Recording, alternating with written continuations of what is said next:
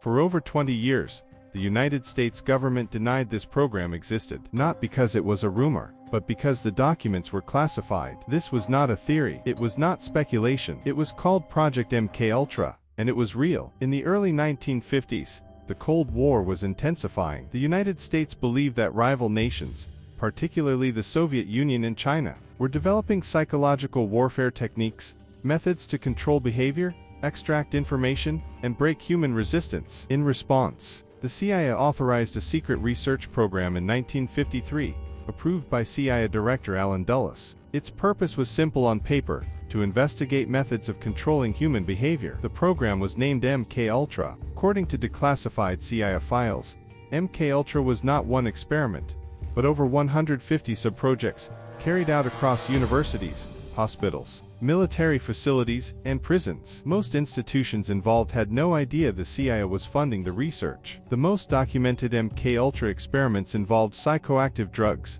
especially LSD. At the time, LSD was legal and poorly understood.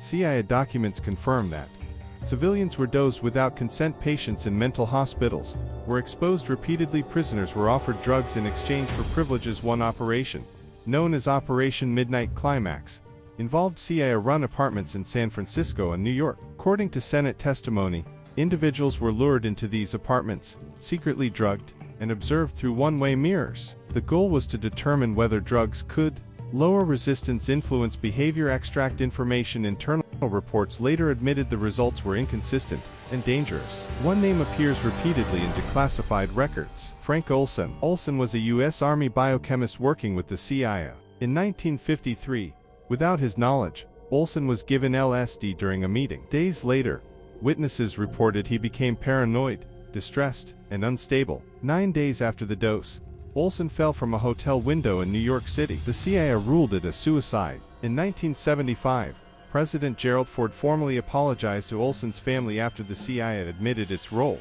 Later investigations raised serious doubts about whether Olson jumped or was pushed. The case remains officially unresolved. In 1973, CIA Director Richard Helms ordered the destruction of most MKUltra files. Thousands of documents were burned, but some survived. In 1975, the Church Committee and the Rockefeller Commission uncovered financial records that proved the program existed. CIA officials testified under oath before the U.S. Senate. For the first time, the public learned that their own government had conducted non-consensual experiments on civilians. Here's what remains unknown. According to official testimony, most records were destroyed, many subjects were never identified, no long-term studies were completed.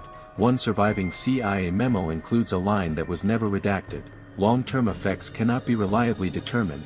No confirmation was ever provided that similar research did not continue under different names. Project MKUltra is not a conspiracy. It is documented in Senate hearings, CIA archives, and sworn testimony. What remains unknown isn't whether it happened. It's how much was never recorded. And whether it truly ended. This was Echo. Until the next story surfaces.